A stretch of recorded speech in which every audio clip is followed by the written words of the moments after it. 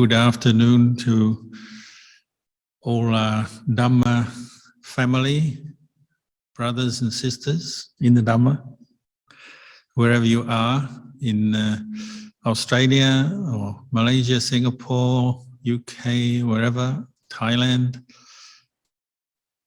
Welcome back. This is the afternoon session, so we begin with some questions and we'll endeavour to answer them. This morning, Peter showed me a picture of the NDR group who are part of this retreat in Singapore. I could see a picture of them sitting meditation in your hall where I've been before a few years ago. I noticed a skeleton in the background. Nice to see a skeleton. People might think, why do Buddhists have skeletons in their meditation hall? Well, it's a teaching aid. It's to remind us of the impermanence of this body. Is there anyone in the world without a skeleton? No, everyone has a skeleton. So we shouldn't just find them scary and we have the perception that skeletons are something to do with horror movies and death and scary things, but actually everyone has their own skeleton. It's with you right now. And it's sometimes the way the meditation masters ask us how our practice is going. They say, have you seen your skeleton yet? So it's nice to see that. Ajahn Chah's monastery, they've got two skeletons, one either side of the hall. And in the old days, when people arrived at the hall, lay people, they had to sleep in the meditation hall with the skeletons. That was a test of your commitment. If you could stay with a skeleton for 3 nights, then they let you stay on in the monastery. And some people couldn't cope, and they just ran away the first night. They didn't want to spend the night with a skeleton. So even in Singapore, the meditation halls have skeletons. That's good. So we have some questions today. The first one is, Dear Ajahn, how do we know if we've achieved Soda Panna level? Thank you for your guidance. People like to ask this question on retreats. If you're still asking, it probably means you haven't achieved it. So, yes, Soda Panna means stream enterer, sometimes translated as stream winner. It's one who's attained or experienced path and fruit of stream entry, Soda Panna. Soda actually comes from the word to listen, to hear. So it's one who's heard the Dhamma, but it doesn't literally mean you've heard the Dhamma. It means you've practiced the Dhamma, cultivated the path, Eightfold Path, and then all those factors have merged in the mind to produce phala, the fruit. And the experience of the fruit of the stream entry is that the first 3 fetters, first of 3 of 10, disappear from your mind. The mind is purified a little bit. So that's Sakkaya Ditthi, self-view, the view that this body and mind, or the 5 khandhas, are a self, or they're within a self. Vicikicca, skeptical doubt about the Buddha, his teachings, and our capacity for enlightenment. Skepticism about Nibbana. And then Silabbata Paramasa, often translated as the blind attachment to rites and rituals, external practices. The view, the idea that if you just practice this one way, then you'll definitely become enlightened, whatever else happens. So it's a form of superstition.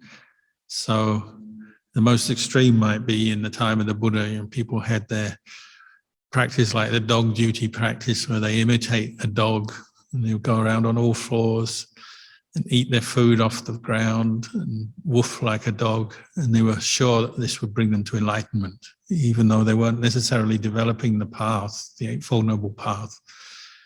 But they felt that particular form of practice would lead to enlightenment. So it's a blind belief. The Buddha, Ajahn Chah used to use the word luklam, which means like fumbling. We all need practices. We practice precepts. We use meditation techniques to train the mind. We develop insight through wise reflection. So we use different practices, but it's the fumbling. The mind is fumbling. It's not really clear. It's fumbling around, like, in the dark. If you're in a dark room, you're fumbling around, bumping into things. You're not properly grasping the practices and using them to develop insight. So these three fetters are abandoned by the Soda Panna. So that's one way you could check if you've reached Soda Panna. Do I still view my body and mind as self? Do I still have doubts about Buddha, Dhamma, Sangha? Do I still blindly attach to different practices in the superstitious belief that they'll just automatically bring me enlightenment? There's other descriptions of the Soda Panna. The Soda Panna has no doubt in Buddha, Dhamma, Sangha. So their confidence in the Buddha and his teachings, and that it is a path that will lead to enlightenment. That's unwavering, because they've had their own insight. The stream enterer, stream winner, they have no more doubts, and they've experienced, at least to a certain level, what the Buddha has taught. We call it the first stage of awakening or enlightenment. They've had a glimpse of Nibbana, even, of the unconditioned. So if you've had a glimpse, you have no more doubt that it exists, that it's possible, and that you can attain it because you've had a glimpse of it. It's like traveling somewhere. You could travel to this monastery, Buddha Bodhiwana Monastery in East Warburton near Melbourne. You may have heard about it, you read about it, you may even have seen it on YouTube or a website. So you believe it to be true and exist, but you've never physically traveled here. So you may have a slight doubt about that, even though you've studied and seen it online and heard about it from your friends. But if you make that effort to travel along Woods Point Road, the Warburton Highway, the roads that you need to go to get here, if you make that effort, then the moment you step in to the gate of the monastery, it's like you've attained Buddha Bodhiwana Monastery. You've entered it, you've attained it, or you've won it in that sense, because you've completed the path. And you have no more doubts that it exists because you're here and you can see it for yourself. You know it for yourself. So the Soda Panna is like confirmed for themselves that this Buddhist path, the Eightfold Noble Path, does lead to the eradication of greed, anger, and delusion, at least on one level. They've had a glimpse of the unconditioned and the strongest kind of defilement, self-view, and doubts and blind attachment to rites and rituals and practices has dropped away. So another way they talk about the Soda Panna is that they don't have any more need to be immoral in their conduct. They quite naturally keep the 5 precepts. So the intention to kill no longer arises in their mind. They don't see that as an option or as a way forward in any kind of situation. Intention to steal, commit acts of sexual misconduct, to lie, speak in a divisive way, harmful way, or the need to take drink and drugs. Those intentions have dropped away from the mind because they're not seen as a way to peace and understanding. They're seen as the way to more suffering. And that's just natural. The mind has reached a point where it just doesn't think in those ways, doesn't respond to life in those ways. The precepts are established. So there's no more doubts about the precepts, no more fuzziness, just keep them quite naturally. Even when provoked, you look for other solutions to problems when your greed or anger is triggered. Because a Soda Panna, stream enterer, still has some greed and anger. It may have diminished a little bit, but the roots are still there. It's only the anagami has given them up. So in a situation, Soda Panna may have some negative thoughts arise, but they have the clear insight, and they've developed their practice to the point where they'll see those unwholesome thoughts as unwholesome, as unskillful, something to be let go of, not to be held on to. So another quality of the Soda Panna is they no longer seek revenge. Even when someone hurts them, they don't seek revenge. So that's like a monk I often quote, who I used to know, who was considered to be a Soda Panna, and he was attacked by a male deer who was in season and very aggressive, and he had horns, and he knocked the monk down and gouged out his stomach with his horns. Blood everywhere and terrible pain for the monk.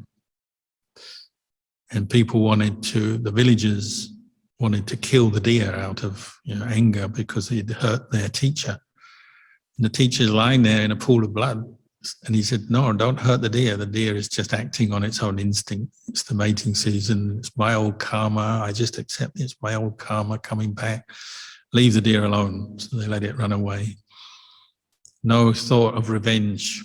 So the Soda Panna is like that. They just naturally don't think of getting someone back, hurting them, harming them, even when the Soda Panna is hurt themselves. Another way they talk about the Soda Panna is that they've let go of the quality of macharya, stinginess. So they have a natural generosity. They may not be rich. You say if it's a monk, a Buddhist monk doesn't have anything, but they have generosity of heart.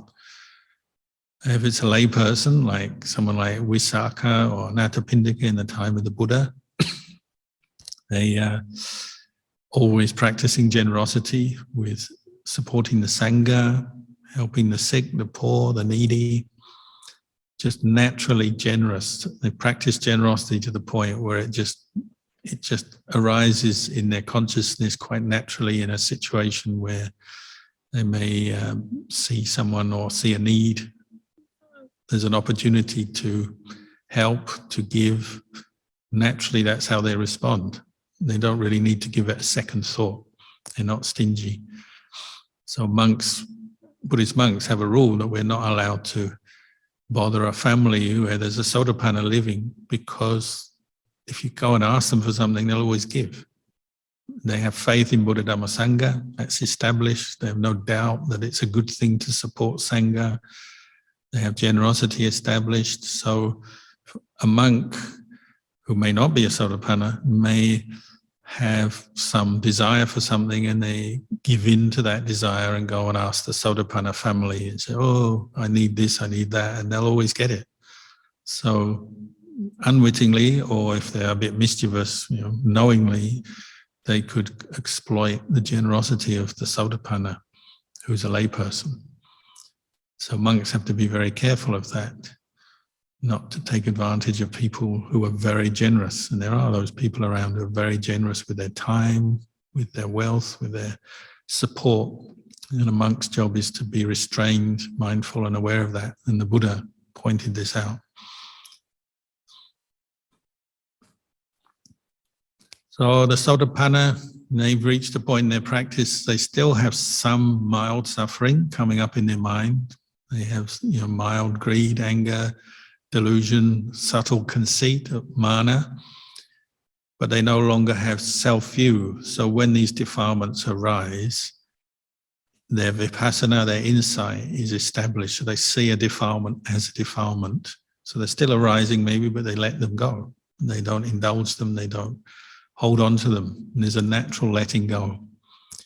And that's what Sakkaya Ditthi, the letting go of Sakkaya Ditthi brings you, is that you see a defilement not as a personal problem and you identify with it and hold on to it and become angry and greedy and lazy and stubborn and all these sort of more negative qualities. They may arise, but the mind is established in insight, seeing them as anicca, dukkha, anatta, as cause of suffering. So there's an automatic letting go. And that's in every situation, not just, the Soda Panna isn't like, there's some people who claim to be Soda Pannas, and it's like, they're Soda Pannas when the conditions are right. And then when the conditions are not right, they're no longer Soda Pannas. So Ajahn Chah used to joke about this, so when the monk is in his cave and he's got support and he's in this nice peaceful cave, everything is just nice, hunky-dory, he's got everything he wants, nobody bothering him, then he's a Soda Panna, and he can sit there and enter his Samadhi, and he's happy, and he can expound on the Dhamma, and it's all good. But then he comes back out of the cave to some place where maybe there's more people, more activity, and he encounters a few things that he doesn't like, and he starts to get irritated and annoyed and says a few things because he's grumpy, and the Soda Panna, or the state of Soda Panna, disintegrates. And in the worst extreme, they fall in love with someone and disrobe, come out of their cave, end up marrying. And this has happened before. Ajahn Chah used to say, a lot of Soda Pannas have ended up married. So they sort of go backwards because they thought they were a Soda Panna dependent on conditions. They got everything just nice for their practice, perfect retreat situation, everything good, the right food, the right climate, the right place. But when the conditions change, their insight and their practice falls apart. And that can even happen if someone attains Samadhi. They can attain jhana, and that's a very meritorious, wholesome skill, a very good thing to attain. But if some other factors of the path are not yet complete, wisdom is lacking, insight is lacking, or sila is lacking. Some people develop Samadhi, but their sila is not right. Or some people develop Samadhi, but they don't go on to develop wisdom and insight. They don't reflect on their defilements and how defilements bring up how they arise and how they cause suffering, and they're not reflective. Their Samadhi can almost like lull them into a false sense of security, and they say, well, I can enter Samadhi and I'm peaceful and my mind is bright and radiant, and that's good. But then they encounter somebody who insults them and makes them angry, and suddenly they've got anger to deal with, and they've never contemplated that as an impermanent or not self, so they become angry even though they've attained Samadhi before that. Or they can fall in love and end up disrobing. And I've met monks like that who have developed strong Samadhi, and everyone thought they must be enlightened, and then the next thing you've heard that they've disrobed and they're already married and working, and they're kind of no longer practicing. So the purpose of the practice is to develop true insight into the impermanent, selfless nature of physical and mental phenomena, these 5 khandhas. And Samadhi alone is not enough. We also have to develop the insight, the sila, Samadhi, Panya. These 3 things work together. They're what we call the path. And a true Soda Panna has done that. They've completed or developed them. So they've had their glimpse of Nibbana, and their mind won't fall back, whatever the situation, whether they're threatened or they're tempted to fall in love or they get ill. It's another thing that you can sort of see when the Soda Panna is ill or injured. They don't give up the practice. They don't give up their belief and their faith in Buddha, Dhamma, Sangha. They don't stop developing mindfulness and insight. They don't stop keeping the precepts, because these qualities are established. Even when they get old or they get sick, the qualities are established. Whereas some people, you see, they have had faith and they've practiced, but then when they get sick, they give up because of the pressure of the dukkha vedana, the pain, the suffering, the discomfort. And maybe they even turn away from Buddha, Dhamma, Sangha, stop practicing, lose interest, lose faith. In the worst situation, they even blame the Buddha and the Dhamma, the Sangha, and they say, oh, I've done all this practice and made all this merit through my life, and now look, I'm sick. The Buddha didn't help me, my merit didn't help me, and they give up. And it's obviously not a Soda Panna. So the point of the Soda Panna is their faith and their practice is unshakable. it's established. They don't slip back.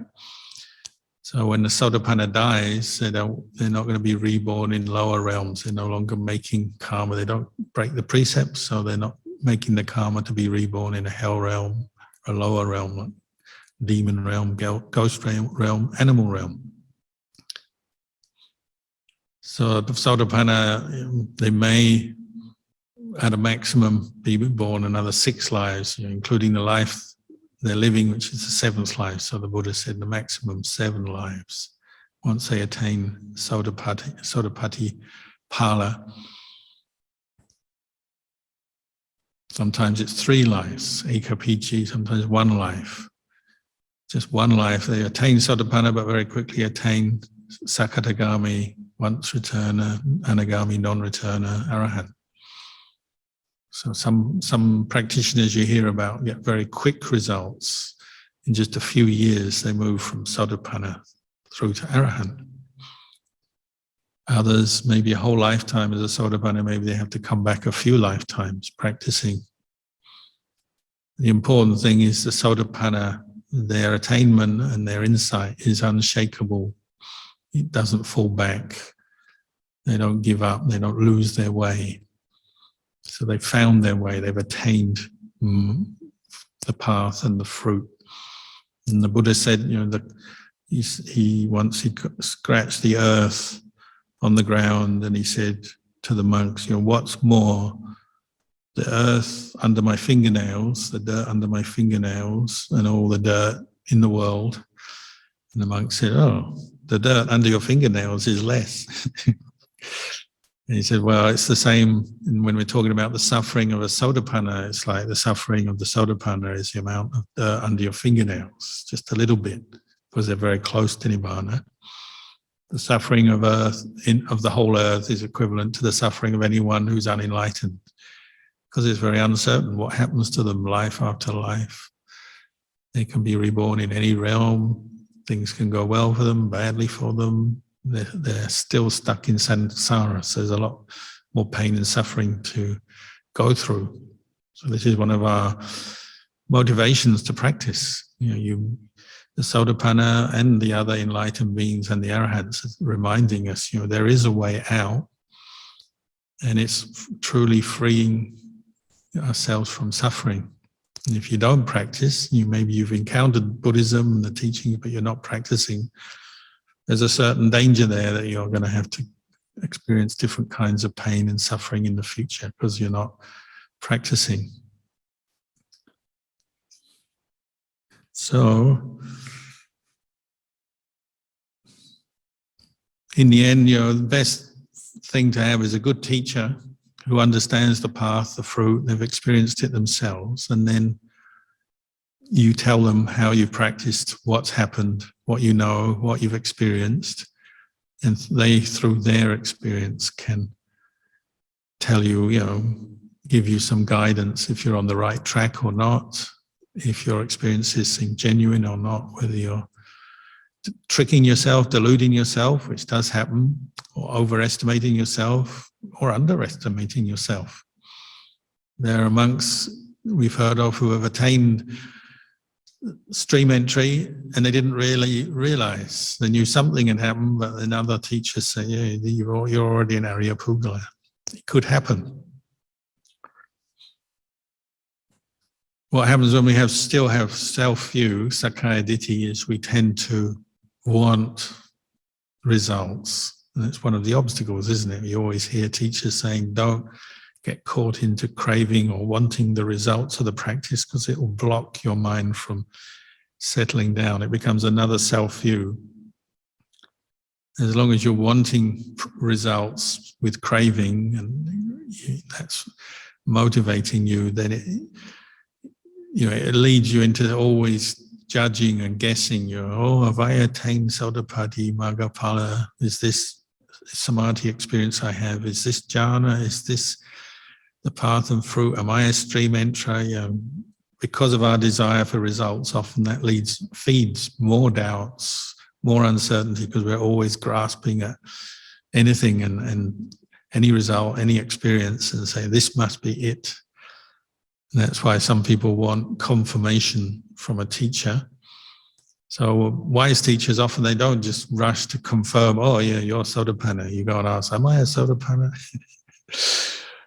Ajahn Chah, I don't think ever said that. He would just say if you're going on the wrong path, he might point you back in the right direction.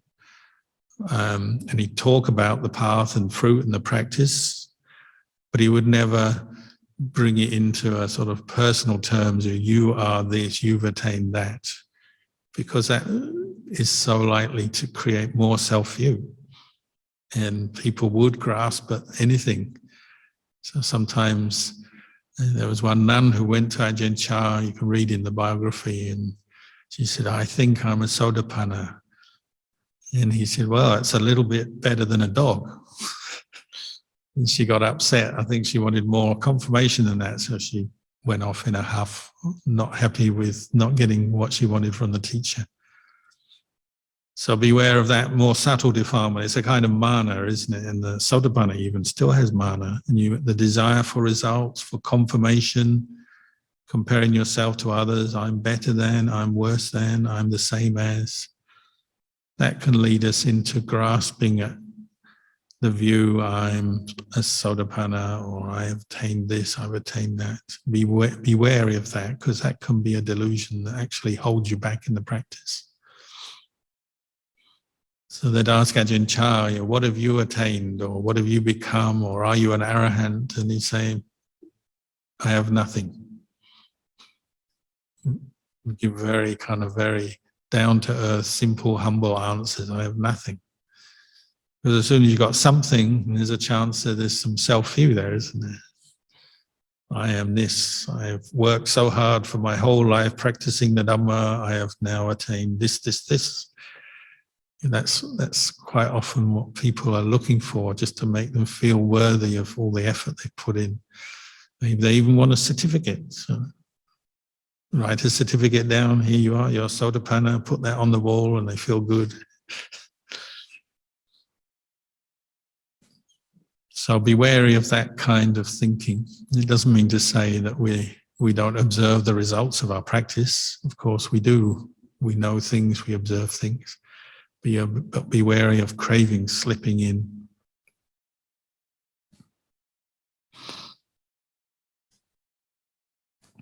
So there's another question from Singapore. Dear Ajahn, I've been single for much of my life, but recently met someone I like and have gotten together with him. He is a Buddhist, and I find our views of life and Dhamma compatible. I've also been practicing Dhamma the last 10 years, during which I've been single and grown closer to the Thai forest tradition. As I embark on this new relationship, I can't help but feel like I'm doing something wrong, getting attached to someone, especially since many Ajahns in the tradition praise the value of solitude and warn of the dangers of being attached and taking on family commitments. I keep imagining the worst that could happen in a relationship and find it hard to commit. I also fear that my spiritual practice will backtrack, though I've always thought that a life with a spiritual partner to be a sustainable mode or vehicle in the long run. I would like to seek Ajahn's advice for me in this situation. Well, I've been single all my life, so that's where I'm coming from. Of course, as we know, there have been people who have attained and gone far in their practice in the married life with a partner. But I think you know that there's dangers with relationships, because you have to commit to your relationship for it to be successful, and that can sometimes lead to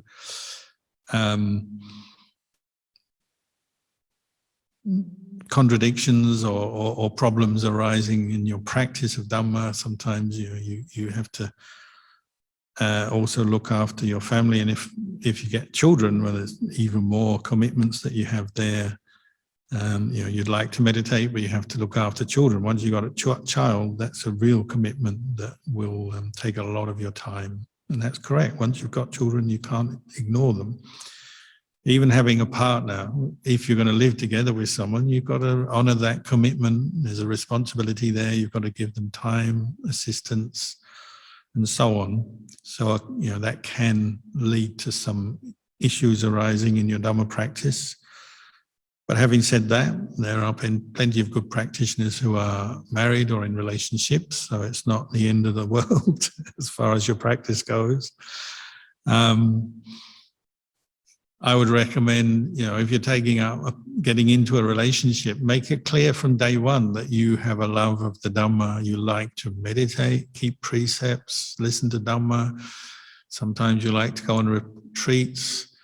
It's like anybody in the world. They may not be Buddhist, but they may have their hobbies and their commitments. And when they enter a relationship, they've got to be honest and upfront with their partner and say, these are the sort of things I do. This is who I am. Are you happy with that? So that they're open and honest, and everybody can accept the way each person can accept the way the other person is. Then you're going to have a more loving and understanding relationship. So that includes the Dhamma. And you have to, you make your Dhamma prenuptial. I'll marry you as long as you give me 2 weeks retreat every year, 1 month retreat, a few days, 10-day retreat. If you're wealthy, you'll be doing the prenuptial and it'll all be about economics and money and assets. But Dhamma prenuptial is, I've got to keep the 5 precepts. I'm not going to steal for you. You're not taking me out, and we're not going to kill anything, even animals, and we're not going to steal and tell lies. And we're going to meditate, or at least you are going to meditate. And if you have an open-minded partner who supports that, well, that's good. You can have a strong relationship. But if you don't have that prenuptial agreement from day one, well, then later it may become a problem. And you see this. One person likes to do dana, the other doesn't. One person likes to meditate, the other doesn't. One person doesn't keep precepts, one does. And you get these conflicts of conduct and outlook and attitude, and it can lead to a lot of pain down the line. So that's something to think about with your partner, what your interests are, what your level of commitment is to the Dhamma, to your partner. Discuss it, try to be open. And you could become, Visakha, and you get married and you earn a living, but you support Sangha and you meditate and you become a Soda Panna. Still possible. But I would recommend, choosing a partner who's supportive of your Dhamma practice, so that there isn't this clash, this endless clash of views on things. It's so sad when you see that.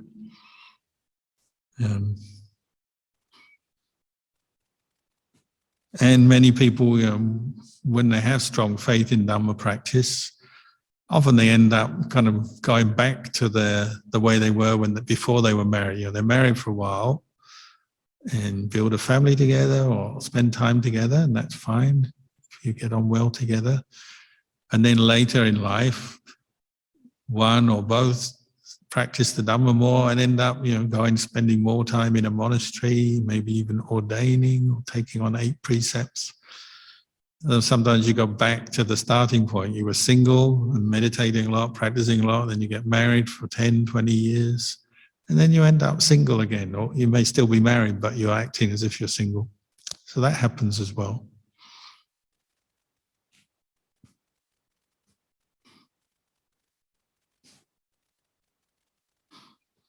Another question. Good afternoon, Ajahn. I have a question about attachment to views.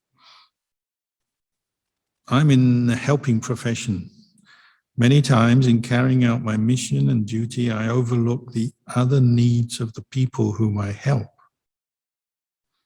This may lead to unhappiness in the people I have helped. It is a kind act that also brings about unpleasant results and feelings.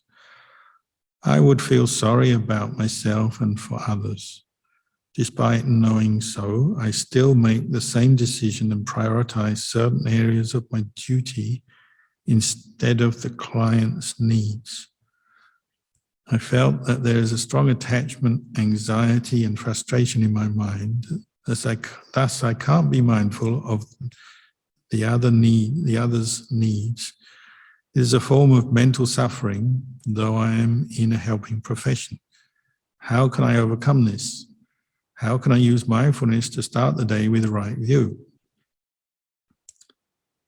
Well, that is the last line you said there, that's a good reflection, isn't it? What you're trying to establish in life is right view, whether you're in lay life or Sangha life, in a helping profession. I mean, that's a good job to do when you're helping people, but you need right view. So right view is centered around the Four Noble Truths. So one reflection is, am I increasing my suffering as I work or reducing my suffering? Am I increasing the suffering of the people I help and engage with, or am I reducing their suffering? So it's a simple guideline for reflecting on your job and your attitude towards your job.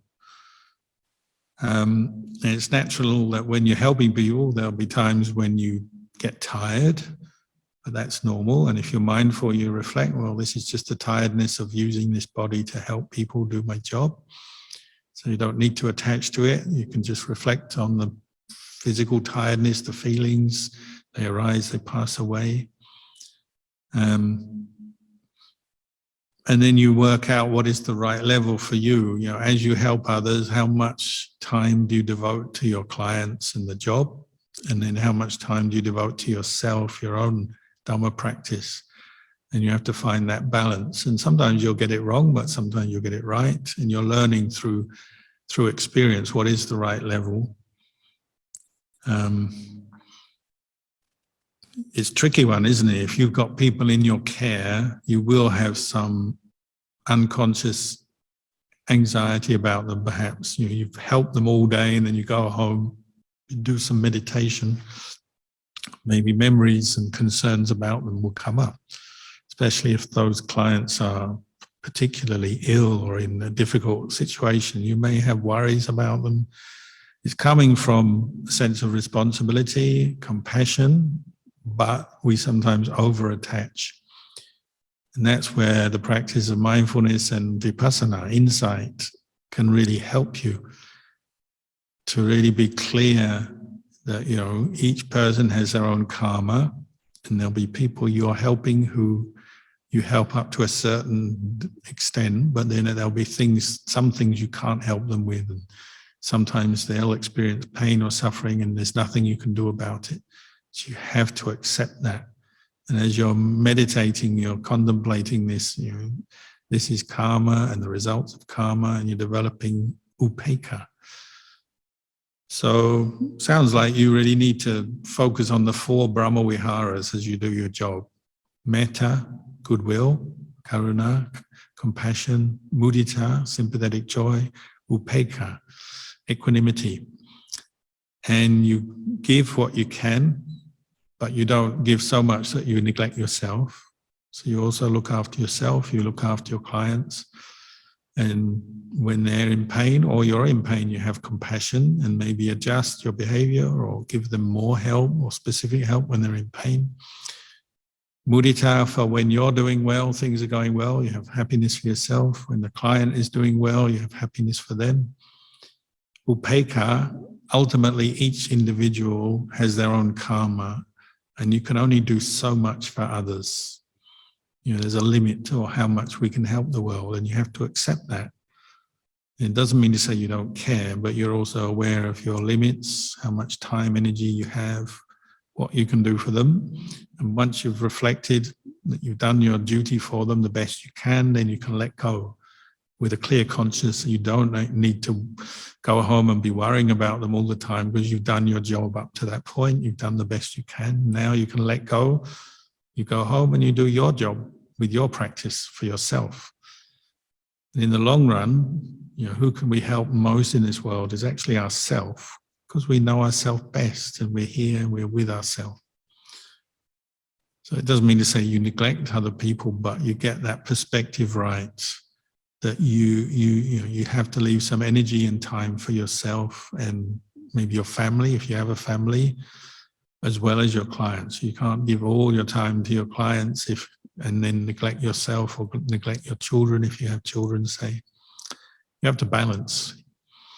So these 4 Brahmaviharas help keep that balance and keep you sane in the middle of a world where there'll always be people demanding your time and attention, your care, always wanting more.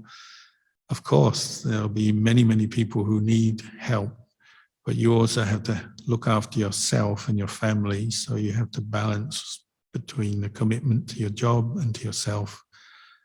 And that comes through experience. And you use the 4 Brahmaviharas as sort of your guidelines for finding the right level. Otherwise, very easy to get burnt out, isn't it? Burnt out through worrying about your clients, giving so much to them that you go home and you're just exhausted. You've got nothing left for yourself. That's not correct either. The Buddha said we have to look after ourselves as one person in the world. We may look after other people who are suffering, they're ill, they're disabled, they're elderly. We care for them the best we can, but we don't neglect ourselves. If you neglect yourself, you're wrong, because you'll start getting stressed. The quality of your work will go downhill, the quality of your practice goes down.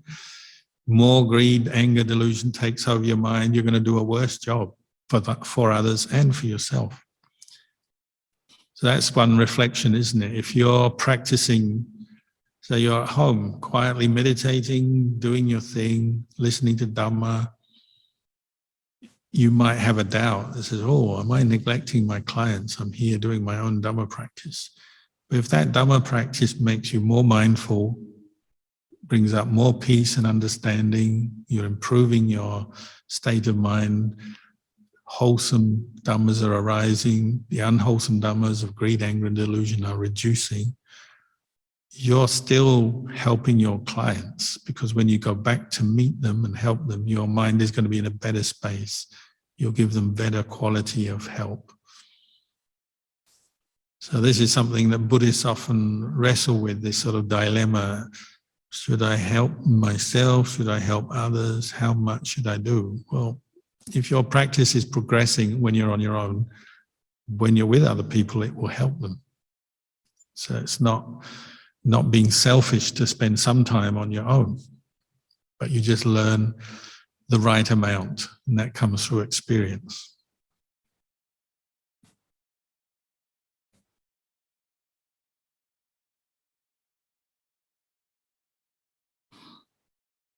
Another question from Malaysia.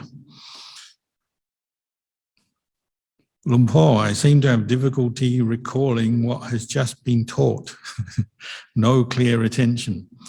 I listened very hard, concentrating mindfully. I seem to know and understand what I heard. However, the thoughts seem to overlap each other so quickly that the next moment I become blank. It feels as if I have not heard anything. I have to write down and take notes to remember. Then I can recall what has been taught all this time by referring to my notes. Do I just listen and don't take notes? However, with meditation guidance, I cannot be writing down notes. I reflect only on the major points. It is frustrating and dukkha. I do practice sati as much as I can. Thank you, Luang Por, for your guidance.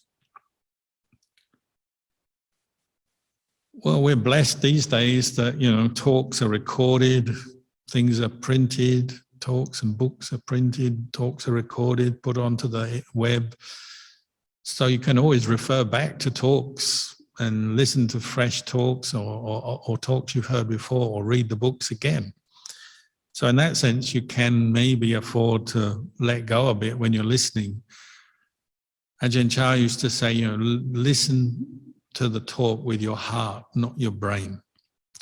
So you don't have to necessarily remember every word of the talk. And sometimes if you're meditating, you're listening to a talk and your mind becomes calm, the mindfulness improves, the mind becomes stable, steady, peaceful. It's possible you enter a state of samadhi as you're listening, and you stop hearing the words in terms of memorizing, hearing the words, and you're just with your own internal awareness of the mind. Samadhi. And Ajahn Chah and many other teachers didn't criticize that. They say, if you're peaceful, that's good. And another thing is, sometimes our mind remembers the words, they go in, but because we're peaceful, after the talk, like you say, you can't recall exactly what was said. You may know roughly the sort of theme of the talk, but many of the facts, the details, you don't remember at the time. But because you were practicing mindfulness and you had faith and interest and you meditated, maybe a week later or a year later, some of those words will come up again in the right conditions, the right situation. Many, many Dhamma practitioners have this experience where the mind becomes peaceful and some Dhamma they've previously heard from a long time ago comes up, as if out of nowhere. But it's not out of nowhere, it's in their consciousness, and it's just that now the situation is right and those words come up to help them understand some Dhamma. So maybe just they have, they're in a situation where they're getting angry, but then they remember, let go of your anger, or be mindful of the breath, or bring up the hiriotapa and don't give in to and hold on to your angry thoughts or your resentful thoughts, your hatred, whatever it is. The Dhamma sometimes comes into the mind at the right moment because of previous practice.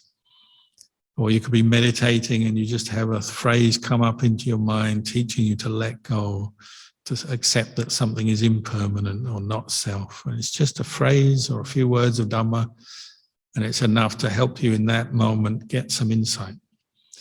So don't underestimate it. If you can't immediately remember Dhamma, it's not necessarily a bad thing. It may just mean that when you're meditating and listening to a talk, your mind is peaceful and you're letting go of the words at the time, but they may also be going in on a deeper level. So there have been practitioners who have not remembered much from Dhamma talks.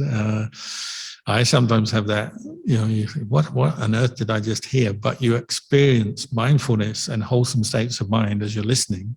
And in a way, that's good enough. The Dhamma we hear can sometimes be important for stimulating wisdom at the time of hearing it, of course. So you may begin your talk listening to the talk, remembering the words, contemplating them.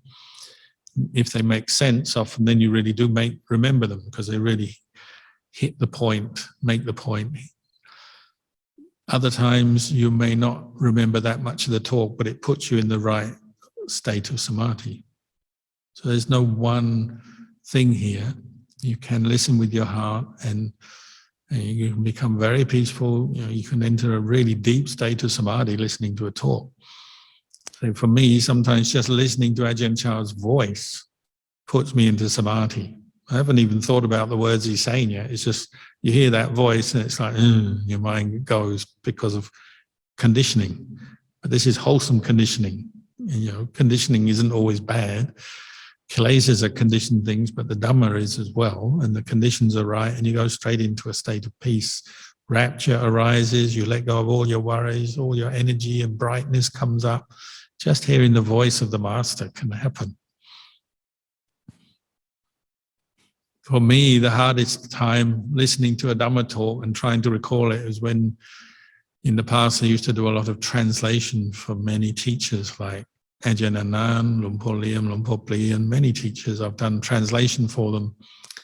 And sometimes you're sitting there and it's a really long talk and you're trying to remember and you're listening and trying to absorb the information so that you can then translate to an audience of non-Thai speakers.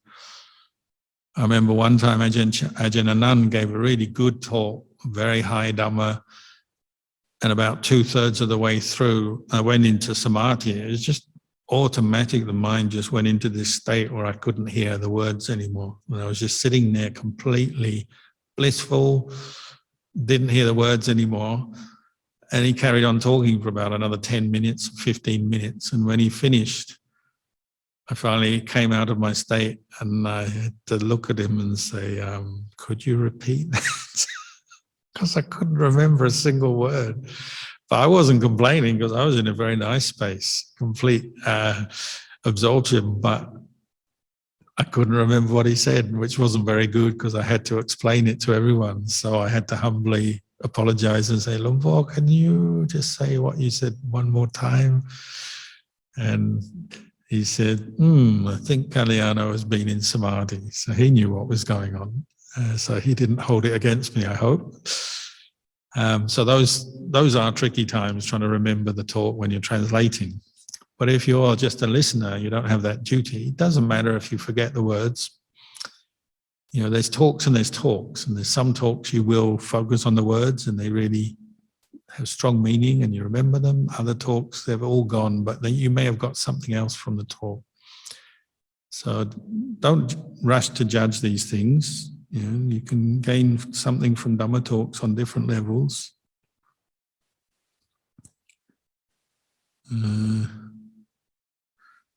Yeah, I wouldn't recommend writing down notes when you listen to a live Dhamma talk. Maybe when you're listening to one online or something, it may be useful. It really should be your heart you're listening with. Establish mindfulness, listen to the points. If they make sense, good. If it doesn't make much sense, well, just let it go and keep bringing your mind to the present moment as you sit there. If you make notes, your mindfulness will probably be much weaker, and you're focusing on the notes, the writing. You're actually distracting yourself, and your mind will be in a less wholesome state. So if it's a live talk, I wouldn't recommend that, but sometimes it's okay, especially if you're listening to a recorded talk. You can take notes if you want. And of course, sometimes we read, sometimes we read books and take notes. If some Dhamma point of Dhamma really grabs you, it really means something to you, it's important, well, write it down, that's okay. And some people, you know, they remember Dhamma that they've heard for many years, and it's something you return to. I've translated Ajahn Chah's talks, writing them down from Thai into English, and then over the years gone back to some of the talks I've translated, you know, some of those books that you read, maybe. And I still get something out of it, even though I translated it 20, 30 years ago, and I go back and I read again, it's still good Dhamma. So if it's good quality Dhamma, whether it's the suttas or from an enlightened teacher, that's one of the nice things about good Dhamma. You can return to it over and over again. You can read a talk many times in your life, the same talk, the same sutta from the Buddha, or maybe just phrases or a few words. And that's another reason why we chant or recite verses. You know, we do it morning, evening chanting, because it's reminding of you of Dhamma. And some of those verses will go into your memory, and then later on they're going to come out just at the right moment when you need them. So just as you're at work, losing your temper, getting annoyed with someone, it will go, may all beings be well, may all beings be free from suffering, and you just can't hold on to your anger because that chant that you've developed over the years comes into your mind. Or, you know, something goes wrong, somebody makes a mistake, something goes wrong, and it's sabbe sankhara anicca, all conditions are impermanent, and, you know, some simple teaching frees you from suffering at that moment.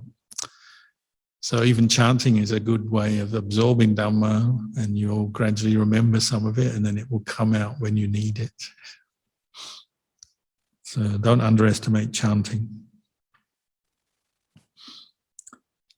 So we've come to the end of our Q&A session for this afternoon. So now it's time for walking meditation. So as I mentioned earlier this morning, mindful walking, walking back and forward, slowly if you're in a confined space. Usually, Ajahn Chah said, put your hands together in front of you, focus your attention on the feeling of the feet touching the ground as you walk. If your mind gets distracted, starts looking at things, looking around, then bring it back, just look at the walking path in front of you. You can focus on the impermanence of your sense contact as you're walking. You feel things, hear things, see things. Just observe the arising, passing away of sense contact, thoughts come and go. But try and keep your mind on your body, on your posture, and particularly on the feeling of the feet touching the ground, lifting, touching. So we'll do that until 3 o'clock Melbourne time, and then there'll be a bell, and then come back in here for a sitting session. So feel free to find your place to walk now.